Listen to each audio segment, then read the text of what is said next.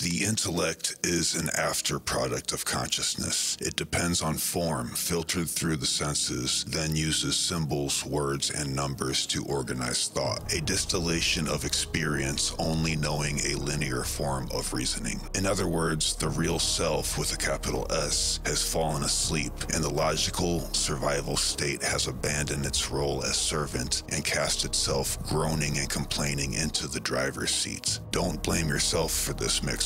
You were born this way. Divine mind and animal body. We have speculated quite a bit in prior videos as to how this came to be, but today let's bring our attention to how the Zen masters transcend this limited outlook, and more importantly, how obvious they made it out for everyone to do, even your friend Sean. We all know what koans are, but we really don't. In the West, this word has been synonymous with the word riddle, but it is quite the opposite. Koans instead are a way of what is called in Zen direct pointing. Think of a menu versus the actual food that it represents. After having a moment of Zen or experience of the self with the cap S, it starts to seem like everyone around you is chasing nonsensical goals, as if chewing on the menu under hypnosis. The koan is a paradox to the logical mind, but already solved by the higher subtle mind. It acts as a way to snap the person eating the paper menu out of their trance by directly pointing to the food. Now, I realize that your friend Sean would probably just stare at the finger that is pointing, missing the meal that is obviously there. But at least he, for a moment, will stop chewing on the menu, and after sitting with this conscious paradox for some time, might come to the realization of the soul food that has been there all along.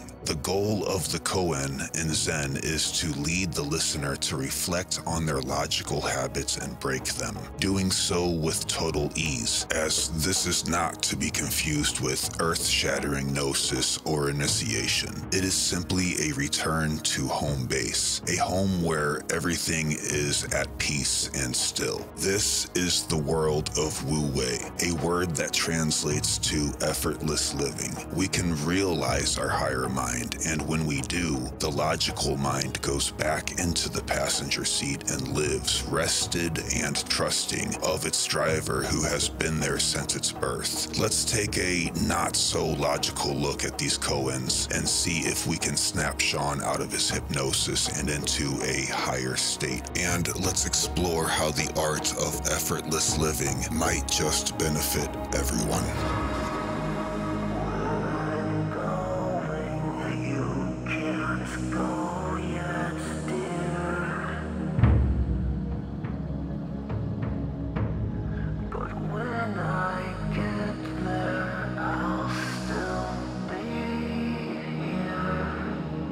A quick preface to this video, I want to make it clear that I am not the best example of Zen, and certainly not qualified to teach the subject. After all, it really can't be taught. I am scatterbrained, distracted, always looking fervently for the next level up. However, when I started applying the art of Wu Wei to my life, I saw consistent, gradual change. So we will be learning together as a community, as it is absolutely true that I learn as much from you guys as you do from me, and that's a damn fact. So a proper example would be this very channel. Every video I do, I go down like 5 new rabbit holes that can be their own video and add them to the list of over 30 now that I want to get to. And it causes me to have option paralysis. But focusing on Wu Wei has helped me flow with these ideas instead of forcing them. And I did notice a huge difference in the results of the channel after the application of this practice. And to be clear, it is a practice. Awakening may or may not happen in an instant, and it is different for everyone. Eckhart Tolle had his all at once in one sudden moment of clarity, while Goggins had to gradually work at his slowly. But in any case, to hold on to it takes practice. I mean, you could know every single rule of football.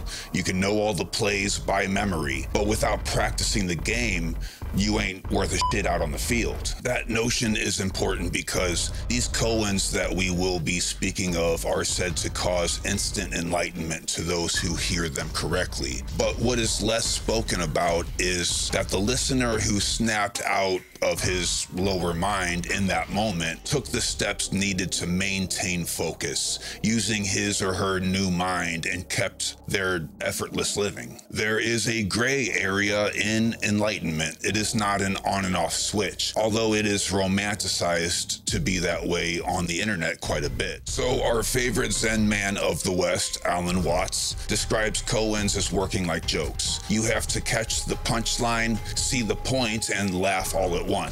If the joke has to be dissected and explained, it falls flat. So even after Sean gets the joke, he will remain bereft of laughter. This is why koans are like babies. Unlike alchemical manuscripts and religious doctrines, koans have no symbolic hidden meaning to them. You don't have to be in the know to catch the joke, basically. The point of the koan is instead so obvious that it is hard to see, as Alan says, like an eyeball trying to see itself. In fact, the more I explain the meaning of a koan, the less good I have done. There is absolutely no use whatsoever in talking about these stories and sayings. So that being said, let's talk about them. Bodhidharma came from India into China, and it was clear to all who encountered him that he was leveled up in some way. The Zen was strong with this one. So strong, in fact, that those Weeble Wobble toys that are, they're weighted at the bottom so you can kick it over and it won't ever fall down, those are derived from the likeness of this particular Buddha. Bodhidharma was not looking for disciples. No Buddhas do. But a man named Wu Wei insisted on learning what he had attained. In true Zen fashion, Bodhi insisted to him that he had nothing to teach. But Wu Wei did not take no for an answer. Instead, he cut off his arm and presented it to Bodhidharma while standing in the cold snow. He cried out, "My mind is not pacified. Master, pacify my mind." Where Bodhi finally says, "If you bring me that mind, I will pacify it for you." Wu Wei said, "Well, when I search for my mind, I cannot hold it or find it." The Buddha abruptly responded, "Then it is already pacified," creating what might be the first koan, as Wu Wei immediately got the joke, so to speak, and was thrust into his higher mind by this paradox. This paradox indicates that the seeker of peace of mind is actually looking for the one who is looking, basically solving itself through its own nonsensical nature. When we try to find that self, we notice that nothing is there to be a self. There's nothing to be affected. We instead only find patterns and relationships. Think of a whirlpool in a river. You cannot take grasp of a whirlpool because despite being a noun, it is actually a verb. The water comes, it goes, and it never returns, giving the illusion that this happening is actually a thing. The whirlpool is an empty space after all, like an empty cup. The human being is exactly the same.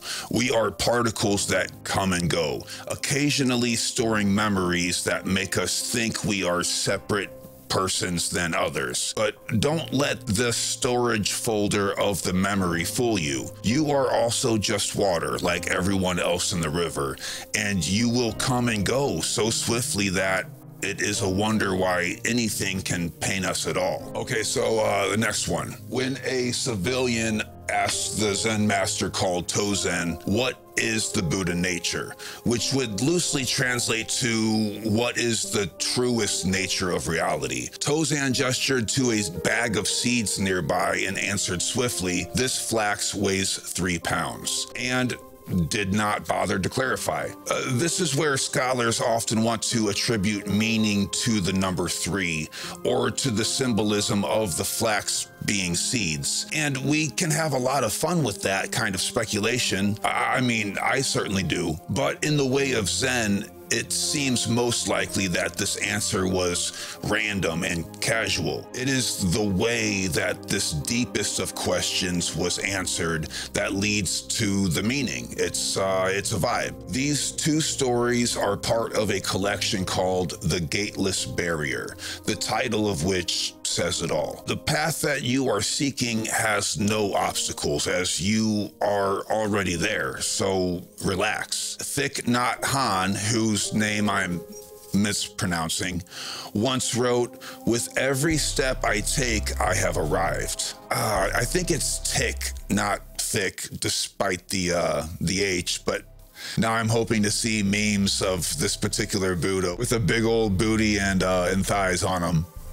Oh, that's not, it's not really a pleasant thought. These koans transcend this particular literature, by the way. There is no canon here, no rules to this. There is one that I like to tell that honestly, I don't quite remember where I read it, but it has proven effective time and time again. It is said a man went to go see a doctor complaining that every time he punches himself in the leg, that it hurt like hell. He demonstrated this by continuously punching himself in the leg, exclaiming, "Doctor, look at this, it hurts." The doctor interrupted quite brassly, saying, "Well, damn it, quit punching yourself in the leg." And the man was cured. Now, you might be thinking that's dumb. Nobody would be so ridiculous. And that is the response I get when I tell that story. But that response turns to epiphany real quick when later I see, say, a coworker becoming aggravated with a project, thus making things worse, as we know that an aggravated mind will not be sharper or more clear than a mind that is at rest. Our actions and words, while aggravated, only exacerbate the problem. This is, of course, just like continuing to punch yourself in the leg after it already hurt the first time. And I'll say it. I'll say, "Hey man, quit punching yourself in the leg." And oftentimes this little metaphor is enough to cause someone to see the nonsense behind his or her destructive actions. Hell, I'll say it to myself when I've had a long week and I feel that steering wheel start to turn toward the liquor store. I'll remember, "Damn it, Joey, quit punching yourself in the leg," knowing that an instant fix will only make things worse tomorrow, and my leg already hurts like a bitch. Another from The Gateless Barrier, though, tells the story of Yokujo, who needed a monk to open a new monastery. To choose one, he placed a pitcher of water on the ground and asked his followers to tell him what it was without saying its name. The chief monk said, "Well, no one can call it a wooden shoe." But the cook named Isan walked over and kicked it over and just left. And as you might imagine, this little spill caused Isan to become the master of the new monastery because reality is beyond words. It is commented in the pages of The Gateless Barrier about this koan, that if I talk all the time and don't listen, I'll lose touch with my fellow man. In the same way, if we think all the time, we lose touch with reality, the reality outside of constant thoughts and mental categories of logic. After all, thinking all the time is like chewing on that menu that represents the food instead of the food. Alan Watts adds to this that if he wanted you to listen to music, advising you to do so would only drown out the music. The best way is to just put it on and not get in the way. The silence of meditation is like fasting from stimulation. This eventually causes us to get out of our own way and let the creative process flow into our work. We can treat life like a game and play, because after all, that is what we are doing, just playing a part for a little while. And when the play ends, the heroes and the villains both come out to greet the crowd, and together they bow. So, what was all the drama for? Ooh, that analogy sure does remind us of death and dying. Oh, we talk about that too much on this channel. So anyway, here are some great stories about death in Zen, some of which might even double as Koans, come to think of it. Throughout history, Zen masters have died on purpose in the funniest ways. These stories are inspiring. They show us that the very wisest men to have ever sat the earth did not take life or death seriously. Legend has it that a truly realized being can control his heart rate, body temperature, immune system, etc. Manually, just like they can with thoughts. Well, they can also die manually, and often did for a laugh or to dish out a tough lesson. We should be reminded of Wim Hof, who has scientifically proven under MRI machines to have those first 3 superhuman abilities. And of course, Eckhart Tolle, who has proven under EKG to be able to stop his mind chatter completely for over 7 seconds. So the legends might be true, or just Koans, I don't know. Dead Zen master comedian numero uno. Yao Shan shouted loudly, "The Dharma hall is falling." The monks rushed out to check the pillars and the crossbeams, where Yao Shan laughed delightedly. Mocking his students, he shouted while laughing, "None of you understood my meaning," and then just f***ing died. The student monks were overcome with grief at his death and began to mourn their loss when the Zen master woke back up for just long enough to say something along the lines of, "Hey, that's attachment, knock it off," and then re-died, this time for good, I guess. Ooh, I'm just now realizing how difficult it would be to bury someone who can, like, do that. They probably instead took him to a taxidermist, and maybe that's where we got the idea for Furbies. Yeah, he looks like a Furb. In China, there was an emperor who heard that catching the words of a Zen master often causes spontaneous awakening. He sent his servants to ask the nearest master when he would be welcome to arrive. But the Zen master told the emperor's squad of messengers, he said, "Nah, I don't have anything to teach," but kind of meant it like, politicians are a waste of my time. The emperor was shocked because, well, he is pretty much the most respected figure. He sent more messengers, promising money and gold and all kinds of shit, horses or whatever. After bugging the Zen master several times, the emperor finally got an invitation scheduled to a very specific time and date. The monks led him up the mountain to the temple where the Zen master resided. Upon entering the temple, the emperor exclaimed in excitement for this Buddha to share his wisdom. And you guessed it, the Zen master looked him dead in the face, smiled, and then died right in front of him. And now that is dedication to the prank. Now, one that is not so funny, but still meaningful, was the story of a great warrior of immense size and kill count, who was pillaging through a little town on his way to contest the Zen master. When he got to the top of the mountain and into the temple, he walked right up to the Zen master with a real threatening vibe, and the Zen master didn't flinch or even blink. This pissed off the warrior quite a bit, who declared, "Don't you see, I am the kind of man who could put his sword right through you and not even blink." The Zen master replied, "What don't you see? I am the only man who could have your sword go through me and also not blink." This caused the warrior to understand what true strength actually was. He fell to his knees before the Zen master and repented his killings, vowing to be his disciple, if so permission to be. Now, I don't know if he quite cut it as a disciple, but it is interesting to think about what was going through the warrior's head when he beheld the magnitude of this man of Zen. To the warrior, they were two men of different equations. He assumed that the Zen master was a man that was looking up at him. What he realized is that in actuality, the Zen master was not a man, but instead the consciousness awareness, a being looking down at both the two men, and most likely amusing itself with the interplay of these two characters. He could see that the master was not limited to his earthly vehicle and had no problem exiting the car when he so chose to. When we abandon everything to the point where there is nothing further to be abandoned, it is then that we are released from the bondage of birth and death. This is the deepest of renunciations, and also, if you ask me, a bit of a superpower.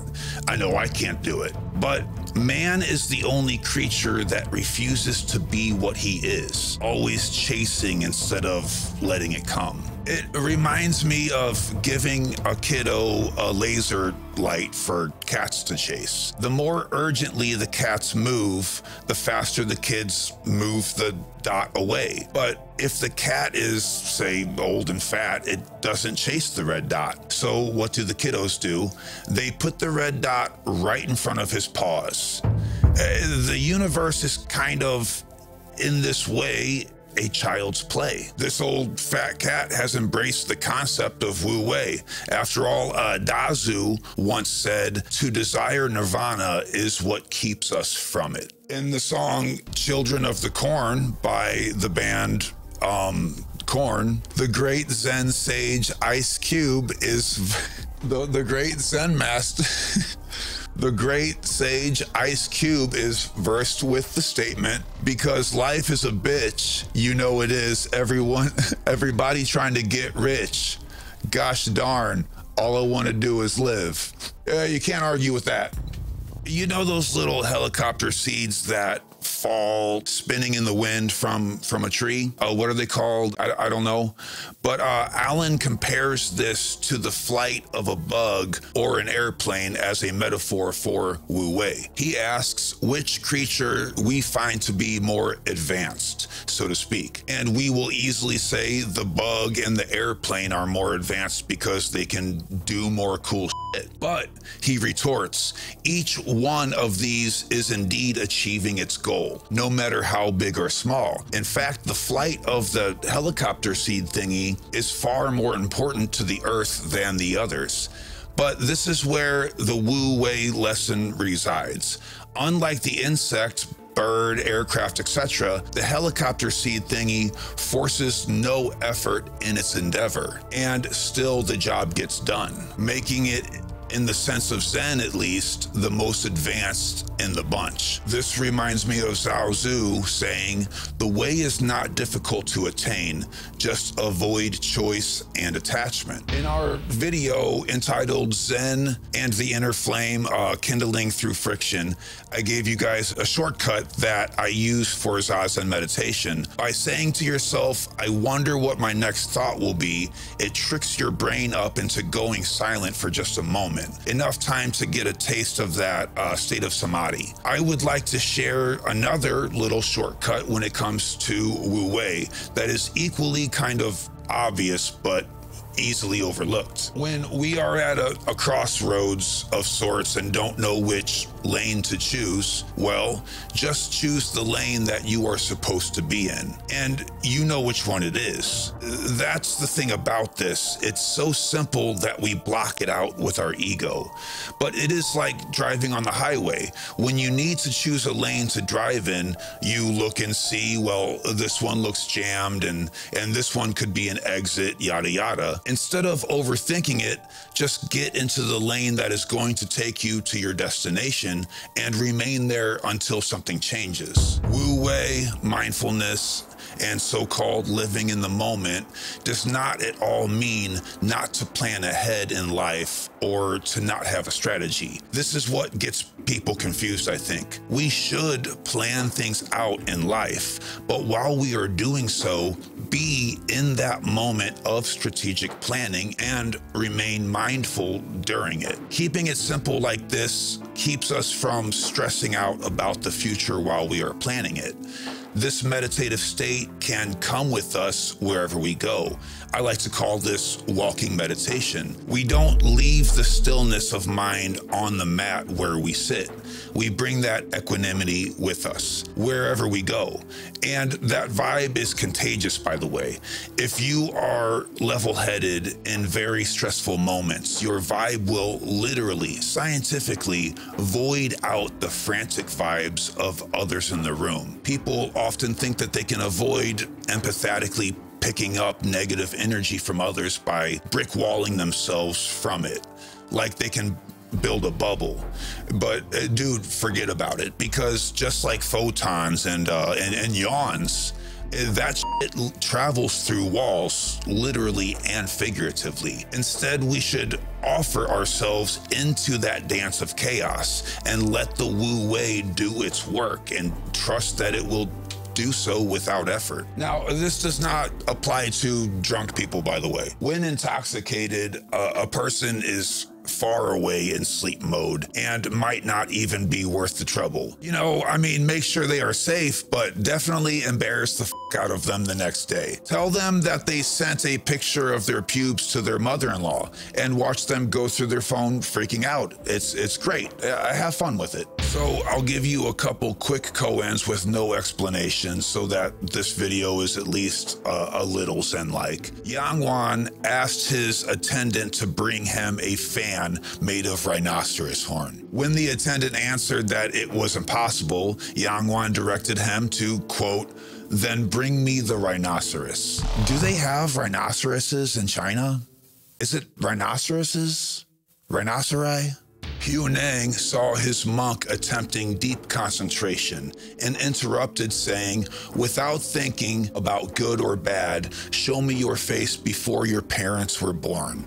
This monk came to instant awakening after absorbing this paradox. And again, I can't help but feel that it is the tone or the delivery of these words that level up students so instantly. You know, it's a vibe. The monk then asked him, "Besides this, is there anything else? Are there other secret doctrines?" The master replied to him, "Nothing I've said to you is secret. If you look within, you'll find all secrets." In another one, a governor challenged Zi Sheng about an inaccurate passage in the sutras, claiming it says that there is a poppy seed within Mount Kunlun and that within that poppy seed is the mountain. And he went on, "Now I can understand how there could be a poppy seed within the mountain, but it's nonsense to suggest that a poppy seed could contain a mountain." Zi Chang responded, "Governor, I've been told that you've read as many as 10,000 books." "That's very likely," the governor proudly stated, where the Zen master replied, "But your head is no bigger than a coconut. How could it possibly contain 10,000 books? The governor was speechless, not awakened, but it's fun to think about that maybe he just fainted from hearing that bomb mic drop. A poem by Xiao Tao of the Soto Zen Temple has a spot that reads, "Both roots and branches must return to their origin, and so do respectful and insulting words." That's a good one. And one from the Heart Sutra, "Long seeking it through others, I was far from reaching it. Now I go by myself. I meet it everywhere. It is just I myself, and I am not itself. Understanding this way, I can be as I am." It's like, that one's like paradoxical and makes sense at the same time. There's definitely a middle path to some of these. Let's wrap this bitch up by saying that explaining Zen is like putting legs on a snake. It's silly at best. So I'll leave you with one final koan. There are 3 people peeling potatoes. The student is not thinking about the potatoes, but instead wondering what it's all about and why we peel them. The apprentice peels the potatoes and wonders how this act can be applied to better his practice. The master, however, well, he just peels the potatoes.